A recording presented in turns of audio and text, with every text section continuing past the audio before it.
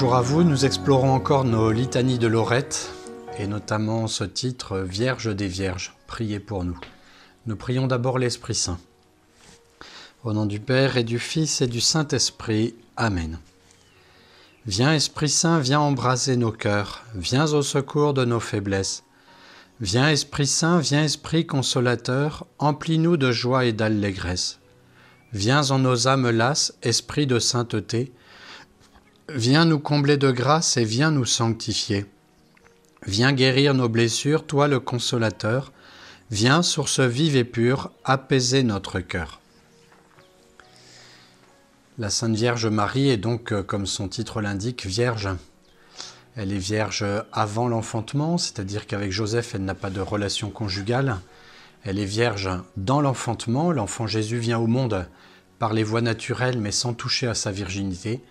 Et elle est vierge après l'enfantement, parce qu'elle n'aura toujours pas d'autres enfants et pas de relation conjugale avec Saint Joseph. Elle a offert cette virginité à sa présentation au temple alors qu'elle avait 12 ans, en offrant toute sa vie au Seigneur. Ce titre, Vierge des Vierges, montre qu'elle est vierge pour toutes les vierges du monde entier, les vierges qui l'ont voulu, parce qu'elles se sont consacrées totalement à Dieu, les vierges consacrées, les religieuses. Elle est vierge aussi pour celles qui ne l'ont pas choisie, qui aimeraient se marier et qui ne le peuvent pas.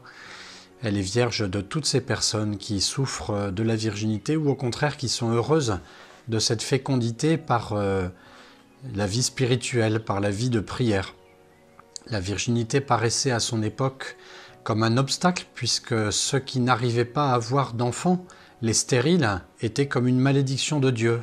La vie ne venait pas en eux, donc l'auteur de la vie ne leur permettait pas de recevoir la vie, et donc on considérait qu'elles étaient donc fautives ou alors maudites ou laissées de côté par le Seigneur. Nous savons bien, nous, que le Seigneur ne laisse personne de côté, et la Vierge l'avait déjà compris, et elle voulait offrir sa fécondité avec Joseph totalement dans l'amour de Dieu, dans l'amour de son conjoint, mais avec une abstinence parfaite. Nous-mêmes, nous sommes invités à avoir cette virginité, non pas forcément physique, en tout cas pour les personnes qui vivent dans le monde, pour nous religieux, pour les religieuses, les prêtres.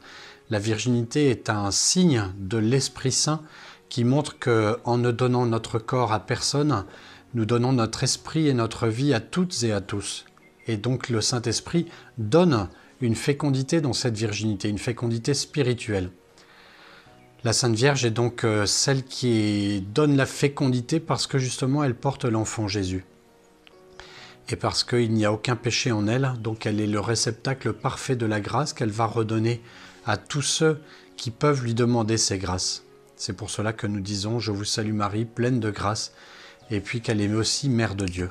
Aussi nous lui demandons, et ce sera notre résolution de la journée, de se dire en quoi ai-je donc l'impression d'être en échec ? Quelles sont les choses où j'ai l'impression qu'en faisant toute mon œuvre, il n'y a rien qui sort comme s'il y avait une stérilité. Et nous l'offrirons à la Vierge Marie qui, elle, saura en tirer comme à Cana un beau miracle, un miracle merveilleux, tout en préservant notre action, notre retrait de l'efficacité. Je vous salue Marie, pleine de grâce, le Seigneur est avec vous. Vous êtes bénie entre toutes les femmes, et Jésus, le fruit de vos entrailles, est béni. Sainte Marie, Mère de Dieu, priez pour nous pauvres pécheurs, maintenant et à l'heure de notre mort. Amen. Bonne journée de mardi à vous. À très bientôt.